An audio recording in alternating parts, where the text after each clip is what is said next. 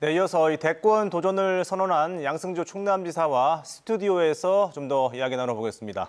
어서 오세요, 지사님. 예, 반갑습니다. 예. 이 질문부터 드리겠습니다.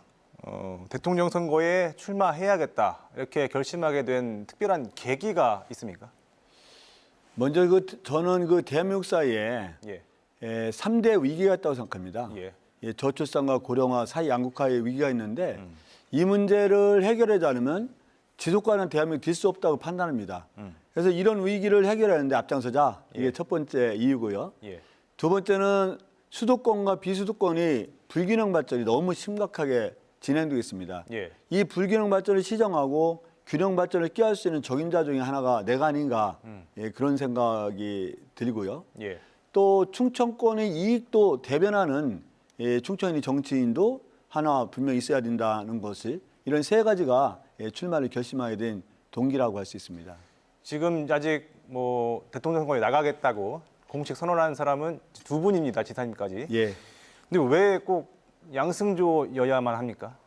뭐 첫째는 말씀드린 대로 저출산 고령화 사회 양극화라는 위기에 대해서 전면적으로 정치 의제라든가 이 사회적 과제로 생각해서 논리적이고 체계적으로 주장하는 분이 없어요. 저는 이걸 10년 정도부터 주장했거든요. 예. 그래서 우리가 내가 행복한 대한민국, 그래서 살만한 대한민국 사회를 만들기 위해서는 내가 제가 이제 보건복지 상임위를 12년 하지 않았습니까? 아, 상임위원장. 충남 도지사를 지내고 있는데 예. 그중에서 이런 심각한 사회 위기 문제를 해결할 수 있는 적임자를 판단했고 저는 서울시장님이라든가 경기도 도지사님과 달리 지방에 있는 충청남도 행정을 경험하고 실제로 실행하고 있는 사람 아니겠습니까? 예, 예. 근데 그런 면에서 볼 때도 국가 균형 발전을 꾀할 수 있는 강하게 실천할 수 있는 적임자가 저 양순이다 그런 생각을 갖고 있죠. 조금 전에 말씀하셨는데 슬로건을 내가 행복한 대한민국을 만들겠다라고 그렇습니다. 밝혀주시면서 3대 위기로 양극화, 저출산, 고령화를 꼽으셨습니다. 뭐 사실 대체적으로 대권 출마를 하고 정치권에 있는 분들은 다 이런 문제를 똑같이 얘기를 하시는데 그럼 이걸 어떻게 해결하겠다는 건지 좀 구체적으로 밝혀주실 수 있을까요? 저는 사회 양극화라든지 고령화라는 저출산 문제를 이미 충남 도정에서 상당법을 실행하고 있습니다. 네. 예컨대 사회 양극화를 해소해서 충청남도는 사회 양극화 해소위원회와 사회 양극화 대책팀을 두고 예를 들어서 210만 전 도민이 가입되어 있는 전 도민 사회 안전보험을 시행하고 있다든지 아니 예. 뭐 예를 들어서 충청남도 장애인이 한 13만 정도가 되지 않겠습니까? 예. 13만 장애인이 전 장애인이 시내버스와 농어촌버스를 타면 무료라는 사업을 시행하고 있다든지 또 아니면요 저출산 문제가 국가의 존망과 달리는 문제가 저출산 문제인데 예. 이를 풀어내기 위해서 충청남도는 이미 저출산 보건복지시를 만들어서 2급 관서입니다. 그래서 고등학교 무상교육이라든지 고등학교 무상급식 또 우리 충남에 더 행복한 주택을 이미 짓고 있다 그런 말씀을 드리고요. 한 가지만 덧붙인다면 고령화 문제를 대처하기 일환으로서 충청남도는 75세 이상으로 시내버스와 농어촌 버스를 타면 무료입니다. 이렇게 말씀드린 대로 예. 이런 사회 양극화, 저출산, 고령화 문제를 정면적으로 의제로 삼고 이거를 충청남도에서 일단의 정책을 실행하고 있기 때문에 제가 그 문제를 해결하는 데 적임자라고 판단하고 있죠. 대선에 출마하셔서 당선이 되시면 지금 충남도에서 하고 있는 이 사업들을 국가적으로 펼쳐보겠다 이 말씀이신 것 같은데요. 물론 충남도만의 정책을 국가 정책화한다는 건 아니겠지만 예. 말씀드린 대로 지금 충남에서 시행하고 있는 전 국가 정책으로 시행하기도 아주 좋을 만한 정책을 전 국민에게 적용되는 정책으로 삼을까 그렇게 생각하고 있습니다. 지금 2021년 시대 정신이 뭐라고 생각하세요? 저는 단연코 사회 양극화와 저출산 문제로 생각합니다. 사회 양극화 예컨대요. 대한민국 2인 이상 가구에서 상위 10% 소득 가구가 1,200만 원 정도의 소득을 이루는데요. 하위 10%는 107만 원입니다. 예.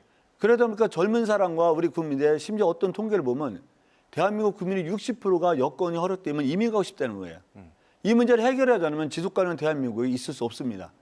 저는 그러면서 이 시대적 과제, 어떤 사회적 가치가 이 사회 양극화를 해소해서 더불어 잘 사는 대한민국을 만들어야 되는 것이 저는 사회적 가치라고 생각을 합니다. 네. 알겠습니다.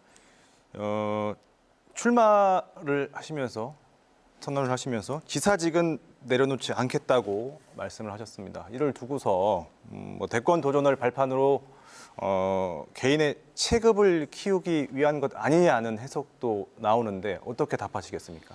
뭐 그런 해석에 대해서는 동의하지 않는다는 일단 말씀을 드리고요. 예. 제가 이제 도지사직을 내려놓고 한다면 예컨대 이 도지사가 없는 상태가 대행 체제가 10개월이 넘습니다. 그럼 우리 도민의 어떤 도정에서 결코 바람직하지 않다 그런 말씀을 드리고요. 예. 지금까지 역대 도지사님들이 출마를 하신 분이 여러 분 계시지만 김두관 지사님을 빼고는 사실 지사직을 내려놓고 출마한 분이 안 계시죠. 예. 이제 그런 면에서 볼 때는 그게 뭐 체급을 올린다 그런 차원의 문제는 아니고요. 예. 어떤 도정을 원만하게 잘 수행하면서도 보다 큰 정치라든가 보다 큰 역할을 하라. 그런 흐름에 부합하는 거라면 아까 말씀드린 대로 어떤 도지사직을 내놓고 하는 것이 결코 유일한 선은 아니다. 그렇게 말씀드리죠. 알겠습니다. 이번에 현실 문제 좀 네. 가져보겠습니다. 사실 현재로서는 네. 이 당내 경선 통과가 쉽지 않아 보이는데 어떻게 돌파하실 거예요?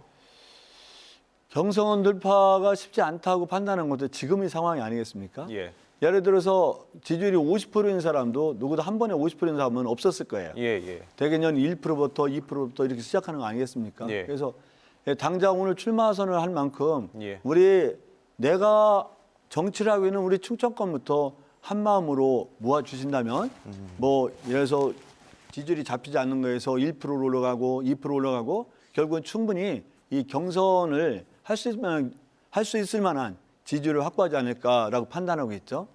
지금 이제 경선에 들어가면 경쟁하게 될 이재명 경기지사 그리고 이낙연, 정세균 전 총리 어떻게 평가하십니까? 짧게 좀 부탁드립니다. 뭐 이낙연 대표나 정세균 대표님은 뭐 두말할 나위 없이 대한민국 국민이 인정하는 실력과 역량을 갖추신 분이시죠. 예. 이재명 지사도 어떤 돌파력이 뛰어난 분 아니겠습니까? 다 훌륭한 분이라고 생각하고 다만 그분들이 훌륭한 반면에 저만의 장점과 특기가 있다고 저는 생각합니다. 끝으로요. 지금 여론에서는 일부 여론에서는 윤석열 전 총장을 충청권의 정치인이다 이렇게 언급하기도 하는데요. 이 부분은 어떻게 평가하십니까? 윤석열 대망론은 인정할 수 있을지 모르겠으나 예. 충청권 대망론의 적임자라고 볼 수는 없죠. 왜냐하면 그분이 검찰총장으로서는 훌륭한 분이실지 모르겠으나 윤석열 총장님이 충청인의 이익과 충청인의 입장을 대변한 적이 있나요? 그렇죠. 그런 적이 한 번도 없는 분이 충청권 대망론의 적임자라고 하는 것은 물론 본인은 한 말씀도 하지 않으셨지만 아직은 않았지만, 예. 일단 그건 적절한 주장이 아니다. 또 어불성설이다. 그렇게 판단하고 있죠. 알겠습니다. 오늘은 여기까지 듣겠습니다. 지사님 고맙습니다. 예, 감사합니다.